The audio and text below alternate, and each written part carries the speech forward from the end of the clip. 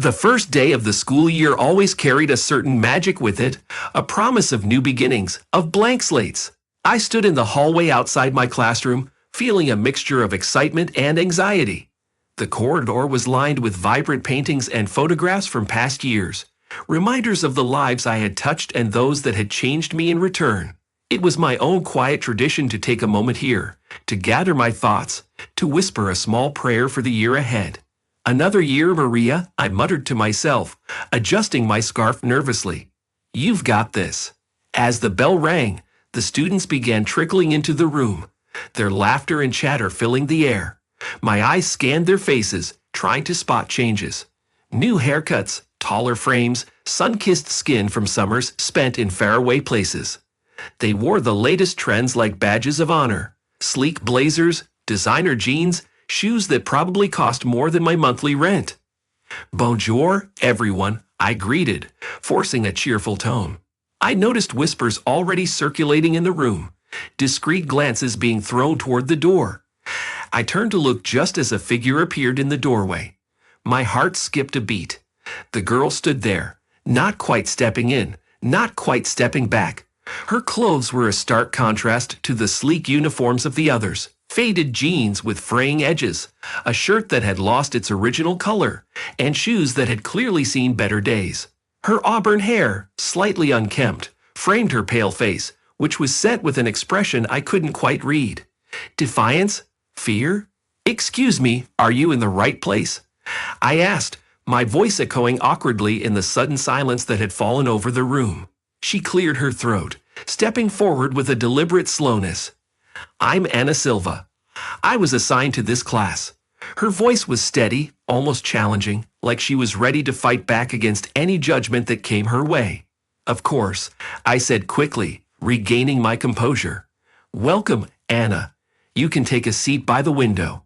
As Anna walked to the empty seat, I caught the sideways glances from the other students, the subtle looks of disdain. Someone in the back muttered just loud enough for everyone to hear, "Is she from the slums?" A wave of anger washed over me, sharp and bitter. I slammed my pen against the desk, startling the class into silence. "That's enough," I said, my voice cold and stern. "I expect each of you to show respect and kindness. This is not up for debate." The room fell into a tense quiet, and I could feel the eyes of the students boring into me. I glanced at Anna, who was now staring out the window, her face carefully blank. I wondered what she was thinking. Was she used to this kind of treatment, or was this just the beginning of what would be a miserable year for her? "Let's get started," I announced, opening the textbook to the first lesson. My mind, however, kept drifting back to Anna.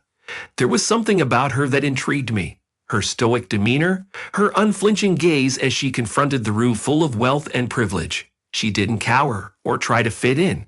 It was as if she was daring the world to change her, and I couldn't help but admire that. Throughout the lesson, I caught snippets of whispering. One of the girls in the front row, Miranda, leaned over to her friend and snickered. "Did you see her shoes? They looked like they came from the trash." I sighed, pretending not to notice, but my heart ached for Anna. I had been in her shoes once, a long time ago. I, too, had known what it felt like to be an outsider in a world of privilege. And yet, Anna seemed different. There was a strength in her that I couldn't quite place, a hint of mystery in the way she carried herself. I wanted to know more. After class, Anna lingered in her seat while the others rushed out, eager to exchange gossip and compare the latest gadgets they'd received over the summer. I decided to approach her, my curiosity getting the better of me. "Anna, right?" I said, stopping beside her desk. She nodded, not meeting my gaze. "I just wanted to say, if you ever need to talk, my door is always open," I offered, hoping to sound genuine. "This school can be a bit intense." For the first time, she looked up at me, her brown eyes piercing and unsettlingly wise. "I don't need your pity," she replied curtly, her tone cutting through the air like a knife. "I'm here for an education, not to make friends or get sympathy." I blinked, taken aback by the forcefulness of her response. "Of course," I said slowly, "but support isn't pity. Just keep that in mind." Without another word, she stood up, slung her battered backpack over her shoulder, and walked out of the classroom, leaving me staring after her in stunned silence. There was more to this girl than met the eye. That much was clear. Her reaction was not one of a simple outsider. It was the response of someone who had been hardened by something far deeper than just poverty. As I watched her retreating figure, I felt a shiver of intrigue mixed with concern. Who was Ana Silva, really? And what had brought her to this elite school, where she seemed to be so clearly out of place? I had a feeling that the answer to that question was more complicated than I could have ever imagined. I sighed, closing my classroom door and leaning against it for a moment. This year was going to be a challenge, but I was determined. Anna's arrival had stirred something in me, a desire to unravel the mystery she carried. It was as if a gust of wind had blown open a window to a story that was begging to be told. And I, for better or worse, had just decided to step through that window. Days turned into weeks, and though Anna sat quietly at her desk each day, it was impossible to ignore the tension in the classroom. The other students had drawn their unspoken line in the sand, their disdain manifesting in whispers, giggles, and blatant acts of exclusion. And through it all, Anna sat with a demeanor that both impressed and worried me. She was unflinching, composed, and somehow unreachable. The other teachers had started to notice too. During lunch in the faculty lounge, I overheard Mrs. Carter, the history teacher, sighing dramatically as she sipped her tea. The new girl, Anna, is it? Such an odd child. Doesn't seem to want to fit in. Have you had any trouble with her, Maria? I shrugged nonchalantly, though a flurry of thoughts ran through my mind. She's different, I admitted, carefully choosing my words. But that doesn't mean she's trouble. Mrs. Carter raised an eyebrow and smirked. If you say so. I heard she's on scholarship. There's always a story behind those, you know. Her words set off a small alarm in my head. Scholarship? I hadn't heard anything about that. The thought gnawed at me for the rest of the day, and as the final bell rang, dismissing the students, I made my way to the principal's office, seeking answers. Mr. Sinclair, the principal, sat behind his massive mahogany desk, his glasses perched precariously on the bridge of his nose as he shuffled through papers. He glanced up as I entered, offering a smile that didn't quite reach his eyes. Maria, he greeted, his voice oozing cordiality. What can I do for you? It's about Ana Silva, I began, hesitating slightly. I wasn't sure how much to press, but my curiosity and concern overpowered my caution. I've noticed she's having a hard time. The other students haven't exactly welcomed her, and I've heard she's here on a scholarship. Mr. Sinclair's smile faded, replaced with a guarded expression. He leaned back in his chair, studying me for a moment as if weighing how much to reveal. Yes, Anna is here on a scholarship. He replied finally, his tone carefully neutral. She comes from special circumstances. I assume you understand the kind of background most of our students come from. I nodded, sensing there was more beneath his words. I do, I answered slowly. But Anne isn't like most of them, is she? I'd like to help her, but I need to understand what she's dealing with. The principal sighed, taking off his glasses and rubbing his eyes. Anna lost her parents in an accident a few years ago, he said, the weight of his words sinking into the room. She's been living with her uncle since then. He applied for the scholarship on her behalf, citing financial difficulties and the need for a fresh start for Anna. She's had a difficult life, Maria, but she's also been given an opportunity here. It's up to us to help her make the most of it. There it was, a glimpse into the darkness behind her eyes, the reason for her guarded posture. I felt a pang of sympathy mixed with a surge of determination. And that's all you can tell me? I pressed gently, feeling like there was more he wasn't saying. Mr. Sinclair pursed his lips, his gaze flicking briefly to a file on his desk before meeting my eyes again. The details of her past are confidential, he said firmly. But know this, Anna is here because her guardian believes she needs to learn something she won't get in the life she's been living. It's not just about an education. It's about learning to navigate a world far removed from what she's known. I left his office with more questions than answers. What kind of life had Anna led before coming here? Why did her uncle think she needed to learn how to navigate this world of privilege? It was clear that there was a deeper story, one layered with pain and complexity. But if Anna wasn't going to share it, how was I supposed to help? The next morning, I decided to approach Anna in a different way. During class, as the students were busy working on a group project, I walked over to her desk and placed a small envelope beside her. She glanced at it, then up at me, her expression impassive. "What's this?" she asked in a low voice. "Just a little gesture," I said lightly. "You don't have to open it now, but I thought you might like to join me for a coffee in town this weekend. Just you and me. No school, no classmates. Just a break." Anna stared at the envelope for a long moment before finally nodding, tucking it into her bag without another word. I couldn't tell if she was grateful or suspicious, but it didn't matter. At least she hadn't refused outright. The coffee shop was small and cozy, a world away from the sprawling grandeur of the boarding school. As we sat across from each other, sipping our drinks in an awkward silence, I waited for her to speak first. She didn't, of course. "Do you like it here, Anna?" I asked gently, trying to keep the conversation light. She set her cup down and looked at me, her eyes sharper than I'd ever seen them. "Do you mean do I like the school, or do I like being treated like I don't belong?" Her bluntness caught me off guard, but I quickly recovered. "I meant the school," I clarified, though I had to admire her boldness. "But I understand what you're saying. It's not easy being the outsider." "No, it's not," she said quietly, staring into her coffee. "But I'm used to it." There was a hint of sadness in her voice, and I seized the opportunity. "What happened, Anna? Why do you keep everyone at arm's length? You don't have to tell me if you don't want to, but I'm here to listen." She hesitated, biting her lower lip, as if debating whether to let me in. Finally, she let out a slow breath. "You wouldn't understand," she murmured, her voice hardening. "My life isn't some sob story you can fix with new clothes or a pat on the back." I felt a twinge of embarrassment at how easily she'd seen through me. She was right. I had been thinking of ways to make her fit in, to blend her into this world rather than confront the truth of her reality. "You're right," I admitted. "I don't understand what you've been through, but I want to. And I want you to know that you're not alone here, even if it feels like it. You're stronger than you give yourself credit for, Anna. I see it every day." She looked up, her eyes locking onto mine, searching for any hint of condescension. Finding none, she seemed to relax slightly, a tiny crack appearing in her otherwise impenetrable armor. "I've learned not to trust people easily," she said at last. "They always want something in return.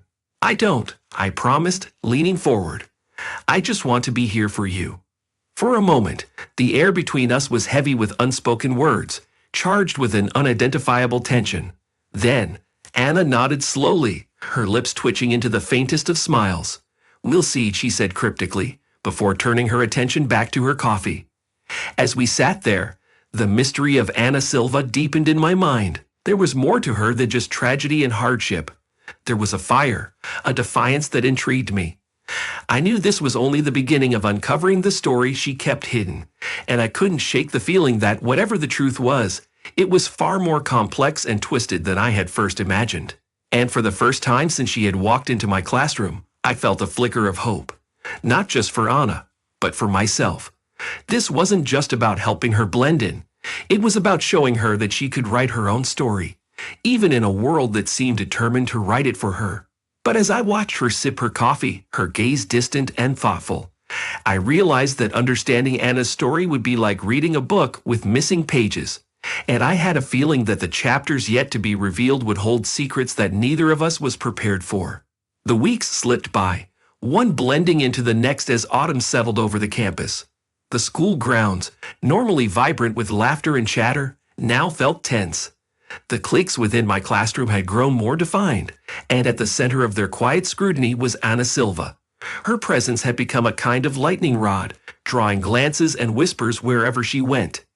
Despite my best efforts to foster inclusion, the students seemed determined to keep her at a distance. The cruel irony was not lost on me. I taught French, the so-called language of love and unity, and yet I couldn't seem to cultivate either in my own classroom. Anna sat alone during lunch, partnered with no one during group work, and drifted through the school day like a ghost, acknowledged only when absolutely necessary. But despite the obvious barriers between Anna and her peers, she held her head high, seemingly indifferent to their indifference. It was both impressive and concerning. There was strength in her, no doubt, but also a brewing storm that made me wonder how long she could keep up the facade of stoicism. There were days I saw something flash across her face: pain, anger, loneliness, only to disappear behind that carefully constructed mask of hers. I knew something had to give. One particularly cold morning, I found her at her desk before class began, her eyes fixed on a book of French poetry. I approached quietly, trying not to startle her. "Reading Baudelaire?" I asked, glancing at the cover. "He's heavy for a morning read." Anna's eyes flicked up to mine, cool and assessing, before returning to the book. "Better than listening to them," she replied, jerking her head slightly toward the hallway where her classmates laughed and chatted. I sighed. I wanted to help, to ease her isolation, but my words always seemed to fall flat against her defenses. "I'm planning on having the class give presentations in French next week," I said casually, watching for her reaction. "It might be a good way to showcase your skills." Her eyes narrowed slightly. "A presentation? And what do you think that will accomplish?" There was a hint of challenge in her voice, a test to see if I had an agenda.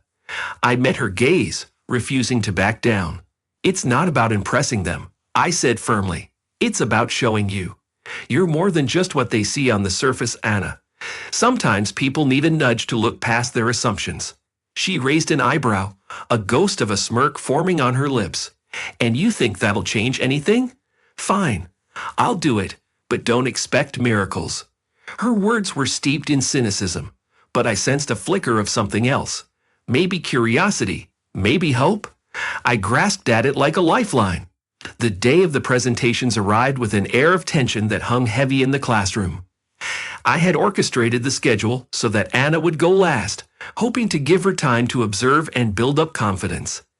As the other students took their turns, I glanced at her periodically, noting the way she sat, poised and still, her eyes locked onto the speakers as if assessing their every word. Finally, it was her turn. The room went deathly quiet as she stood up and walked to the front of the class, her chin held high, her movements precise. She turned to face her peers, her expression calm and unflinching. She began to speak in flawless, melodic French, her voice resonating with a strength and grace that immediately captivated the room. Anna wove an intricate tapestry of words, talking about resilience, the beauty of imperfection, and the struggle to remain true to oneself amidst a world that constantly demands conformity. Her words were heavy with meaning, and as she spoke, I saw a flicker of discomfort cross the faces of her classmates. She wasn't just giving a presentation. She was peeling back the layers of herself, daring them to look beyond their narrow views. When she finished, there was a moment of stunned silence before polite applause filled the room.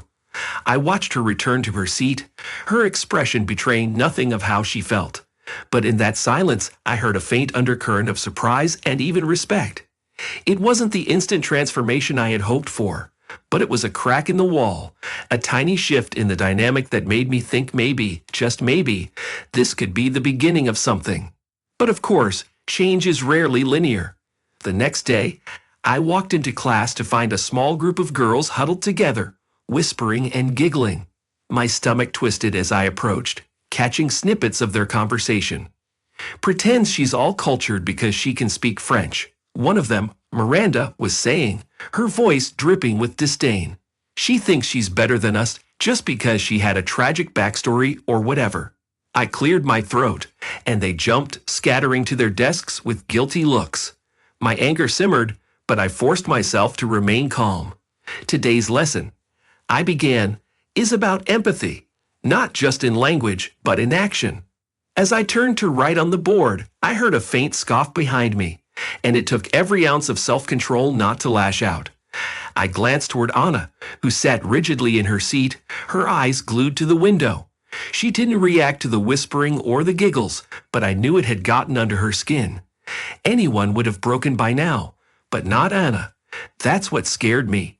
The fact that she wouldn't break, that she'd keep enduring it until something snapped. That afternoon, as the students packed up to leave, Anna lingered. I walked over, uncertain of how to begin. Anna, I started carefully. I know things haven't gotten easier, and I know your presentation didn't change everything overnight, but It's fine, she cut me off, her voice cold. I told you it wouldn't work. It did work, I insisted. They're just not ready to admit it. They see you differently now, whether they want to or not. She scoffed, shouldering her backpack. What they see doesn't matter. They'll never accept me. I'm just a project to them. Or to you, she added, her eyes flicking to mine with a spark of bitterness. I stepped back, her words hitting me like a physical blow. Is that what you think? I asked, trying to keep my voice steady. That you're just a project to me? She hesitated, her eyes searching mine for sincerity. I think, she said slowly, that people like you like to fix things. But not everything can be fixed. Maria, not everyone wants to be fixed. I opened my mouth to argue, to tell her that I didn't see her as something broken. But she was already walking away, her back straight, her pace unhurried. I watched her go, my heart heavy with frustration and worry. She was slipping further behind her walls, and the more I tried to help, the more she pushed back. But I wasn't about to give up. I knew there was something more to Anna, something beyond the hardened facade and cynical remarks. And I wasn't the only one who was beginning to see it. A few days later, I found a folded note on my desk. I opened it, recognizing Anna's sharp handwriting. Stop trying to be my hero. I don't need one. I crumpled the paper in my hand, a rush of anger and sadness threatening to spill over. She was right, in a way. I couldn't force her to let me in, and I certainly couldn't be her hero. But maybe I didn't need to be. Maybe what she needed wasn't a hero, but an ally. With that realization, I decided to change tactics. I would stop trying to fix her and instead simply be there, in the background, steady and unyielding, until she was ready to take the next step on her own terms. As the semester dragged on, I noticed small shifts. Her classmates still whispered, but sometimes they paused, as if questioning the narrative they'd created about her. And Anna, though still closed off, began to engage more in class discussions, her sharp wit and intelligence drawing reluctant admiration from her peers. The process was agonizingly slow, like the cracking of ice over a frozen lake. But it was there. I knew we had a long road ahead, and I knew Anna would continue to test my resolve. But I had seen the glimmer of who she was beneath the armor, and it was that glimmer that made me hold on, even through the toughest semester of my teaching career. The end of the semester crept up faster than I anticipated, and with it came a mix of relief and apprehension. Winter break loomed ahead, offering a temporary reprieve from the tension in the classroom. Students had started packing up for their trips to ski resorts, tropical vacations, and family estates. The hallway was abuzz with excitement, but amidst the laughter and holiday cheer, I noticed one person moving with a somber, almost resigned demeanor. Anna. I watched her in the days leading up to the break. She moved through the halls as she always did, quiet, composed, and seemingly indifferent. But there was a heaviness to her movements now, a sense of something coming to an end. And as much as I wanted to ask, I knew better than to push. I had learned to wait, to let her come to me if she chose to. On the last day before the break, I found Anna in the classroom after everyone else had left, staring out the window at the line of cars gathering to pick up students. In the parking lot below, parents and drivers exchanged smiles, and students waved goodbye to friends. I approached her cautiously, sensing the tension rolling off her in waves. "Is someone coming to pick you up?" I asked, keeping my voice light. She nodded without turning to look at me. "My uncle," she replied simply, her voice tinged with something I couldn't quite place. Was it dread? Resignation? I hesitated. Anna rarely spoke about her family, and I realized that this was the first time I'd heard her mention her uncle directly. "Would you like me to wait with you?" I'd offered, not expecting a positive response, but feeling the need to offer nonetheless. To my surprise, she didn't immediately dismiss me. Instead, she sighed and gave a slight nod. "If you want," she muttered, her eyes still fixed on the parking lot below.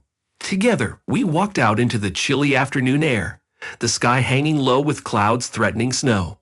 I wrapped my scarf tighter around my neck and followed her to the front gate, where we sat on a bench in silence. I glanced at Anna from the corner of my eye. Her expression was unreadable, her hands tucked deep into the pockets of her coat. Minutes stretched into what felt like hours, and just as I began to worry about the time, a sleek black car turned the corner and pulled up to the curb. I felt my heart stutter in my chest at the sight. The car was not what I had expected, not the modest, beaten-up vehicle that Anna's worn clothes had led me to envision, but an expensive sedan that screamed wealth and status. It glided to a stop, its tinted windows reflecting the overcast sky.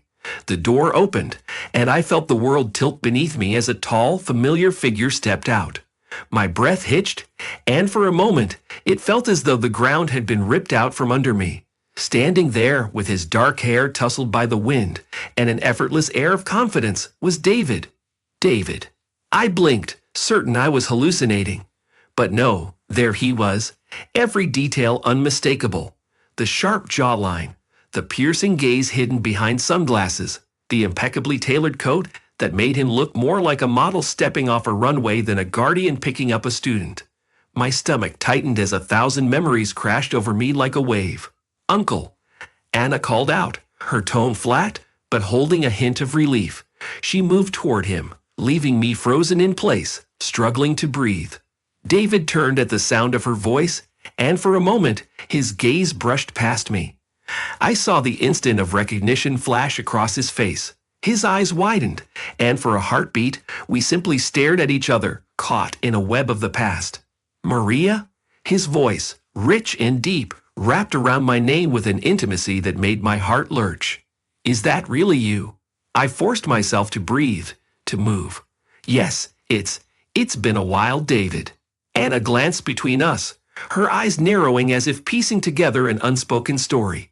David looked momentarily disoriented, his usual self-assured demeanor faltering. Then he cleared his throat, his gaze sharpening as he turned to Anna. "Are you ready to go?" he asked, his voice composed again. Anna nodded, and he reached for her suitcase, tossing it effortlessly into the trunk. But as he moved, he glanced back at me, his eyes lingering as if trying to reconcile the past with the present. I wanted to speak, to say something, anything, but my voice seemed lodged in my throat. How could it be that after all these years, after everything that had happened between us, here we were, standing on this cold, gray afternoon, connected by this girl I had sworn to help? As Anna climbed into the car, David walked over to me, his expression unreadable. "I didn't know you were teaching here," he said, his voice carefully controlled. "Likewise," I replied, my voice shaky. "I didn't know you were Anna's uncle." A muscle tightened in his jaw. "It's a long story," he muttered, glancing back at the car where Anna sat, watching us intently. "A story we should probably talk about." There was a heaviness in his tone, a hint of regret that sent shivers down my spine. I nodded, not trusting myself to speak. A part of me wanted to run, to escape the tangled web of emotions that was building within me. But another part, the part that had never quite let him go, wanted to stay to understand. "Listen," David continued, his eyes locking onto mine. "We're staying at the old family estate for the holidays. Would you like to come by? We can catch up. Talk about everything." I hesitated, my mind racing. The idea of revisiting the past both terrified and intrigued me. But I nodded, because I needed answers, and maybe, just maybe, I needed closure. "All right," I agreed quietly. "I'll come." David's eyes softened, the hint of a smile touching his lips. "I'll text you the address." "Tomorrow?" "Tomorrow," I echoed, my heart thudding in my chest. With a final glance, he turned and walked back to the car, slipping into the driver's seat. Anna's eyes met mine through the window, her expression inscrutable. And then they were gone, the car pulling away from the curb with a smooth, practiced motion, leaving me standing alone in the cold. That evening, I sat in my small cottage on the school grounds, a glass of wine in my hand, staring at my phone. The message from David sat there, the address of the estate we had once spoken about visiting together, back when we were younger and full of dreams. Tomorrow, 3 p.m. See you then. I couldn't shake the surreal feeling that had settled over me. David, my David, was Anna's guardian. The man who had once captured my heart with his wit and charm, who had made me believe in forever, was now connected to the mysterious girl I had spent months trying to understand. I leaned back in my chair, the room spinning slightly as memories came flooding back. The late-night conversations, the plans we had made for a future that never came to pass, the abrupt end that had left me hollow and heartbroken. I had moved on, or so I thought. But now, with David's reappearance, those old wounds were reopening, demanding to be acknowledged. Why had he sent Anna here? What had happened to him since we last saw each other? And most pressing of all, why did fate decide to throw us back together in this twisted, unexpected way? As I drained the last of my wine, I felt a strange resolve settle over me. Tomorrow would bring answers, one way or another. I had spent too long burying my past, too long pretending it didn't matter. Now, with David back in my life, I was going to confront it. For Anna, for myself, and maybe, just maybe, for the chance at a new beginning. The drive to the estate was unnerving. My fingers gripped the steering wheel as I maneuvered along the winding roads that led away from the city and deep into the countryside. A thin veil of fog blanketed the landscape, and skeletal tree branches loomed overhead like dark sentinels. The estate David had invited me to was nestled far away from the business of town.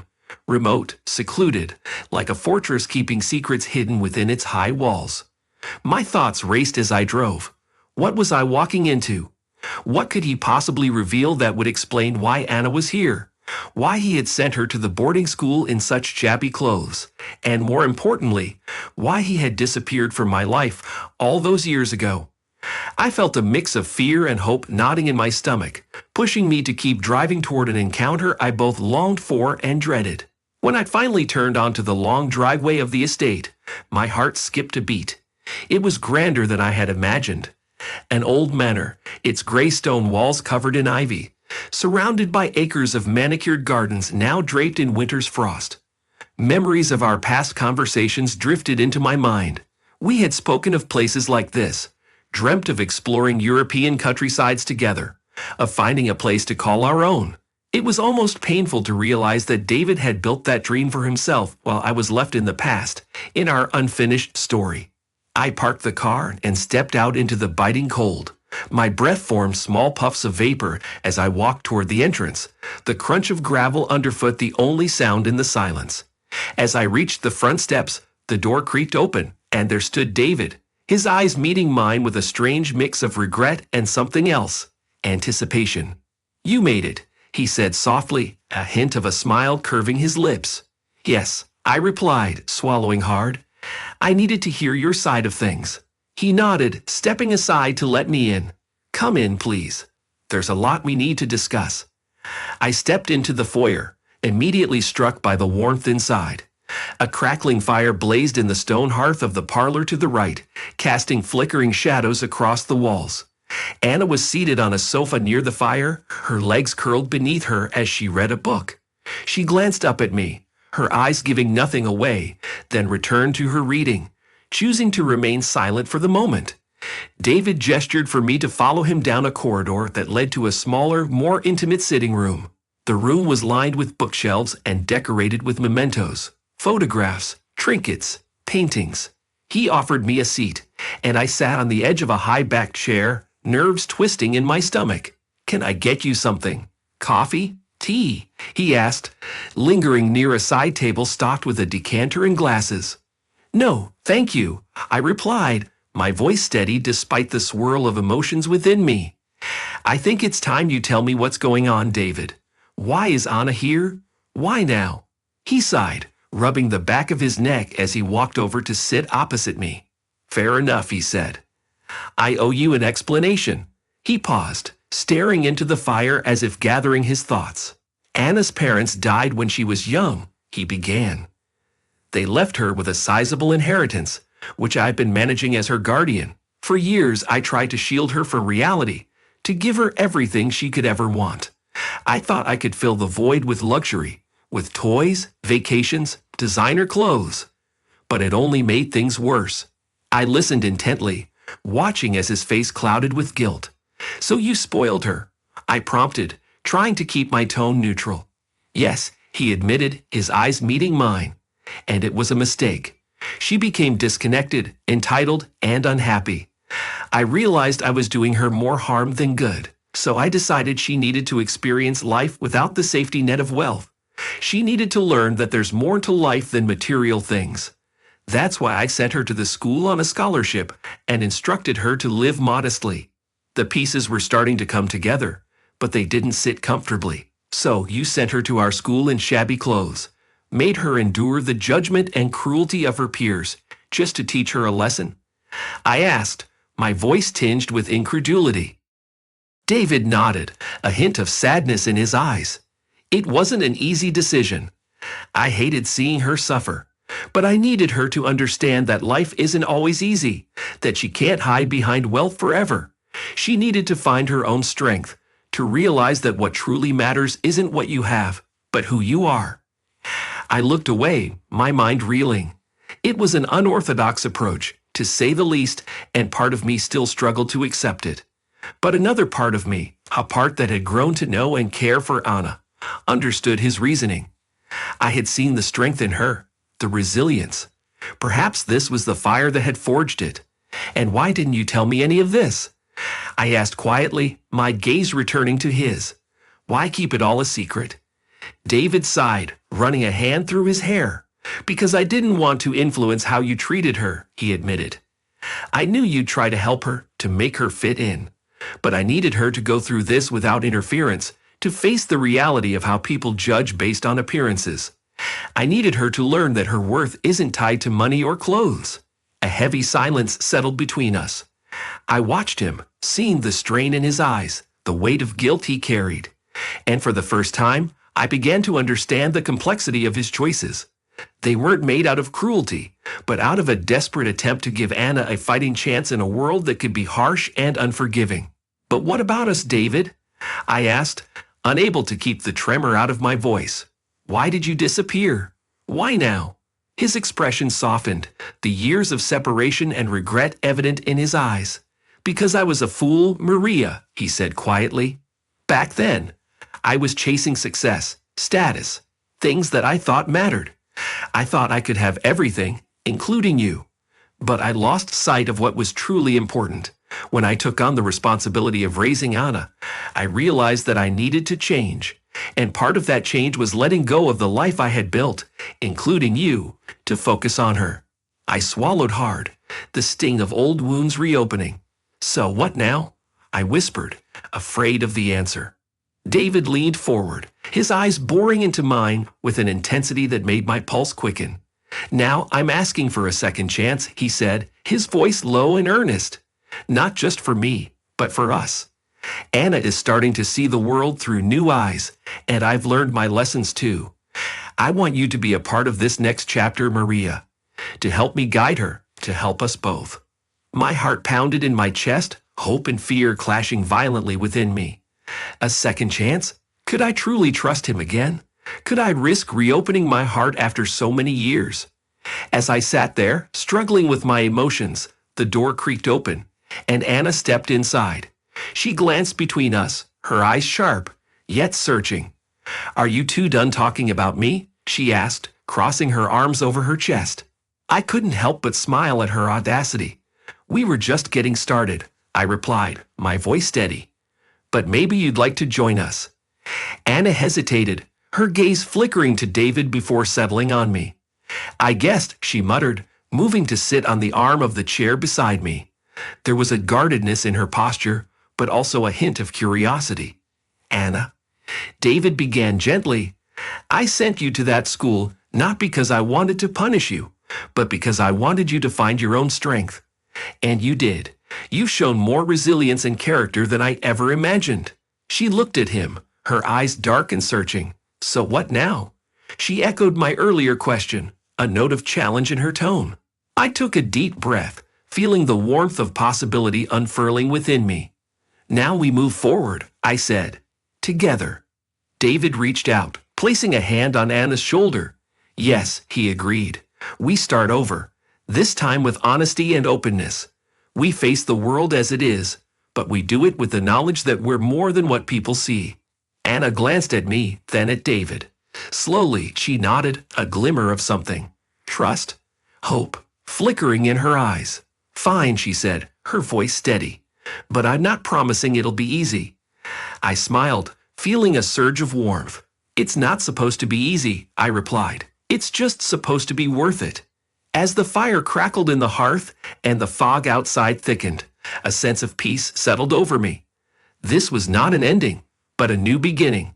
One built on the ruins of the past, forged in truth, and tempered by the strength of the three of us. And for the first time in years, I felt ready to embrace whatever came next.